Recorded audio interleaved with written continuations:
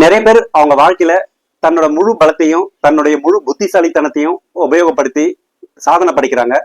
ஆனா பலரால் அது செய்ய முடியறது இல்லை. அதுக்கான காரணத்தை சொல்ற கதை தான் இது.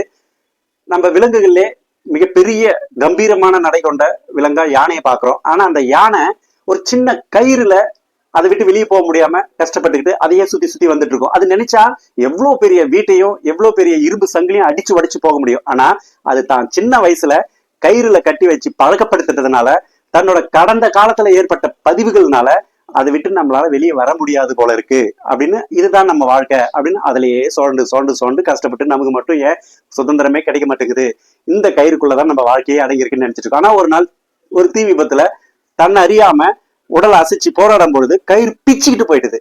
அதை பார்த்ததுக்கு அப்புறம் தான் அந்த யானைக்கு ஆச்சரியமா இருக்கு. ஐயோ, நமக்குள்ள இவ்வளவு பலமா அப்படின்னு சொல்லிட்டு அந்த கயிறு பிச்சுட்டு போன ஆனந்தத்துல அங்க என்ன நடக்குதுன்னே தெரியாம அந்த யானையே அறியாம தன்னோட முழு பலத்தையும் காட்டி அந்த இடத்த விட்டு வெளியே வந்து தனக்கான ஒரு சுதந்திரமான விடுதலையை அது பெற்று காடுல சுதந்திரமா நடந்து போகுது.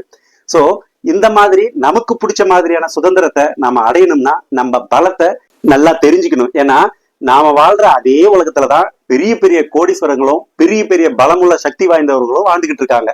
சோ நமக்கு தேவையான சுதந்திரம் கிடைக்கணும்னா நாம தான் நம்ம பலத்தை வெளிக்கொண்டு வரணும். இந்த கதை உங்களுக்கு பிடிச்சிருந்ததுன்னா நம்ம சேனலை சப்ஸ்கிரைப் பண்ணிக்கோங்க, லைக் பண்ணுங்க, ஷேர் பண்ணுங்க. நன்றி.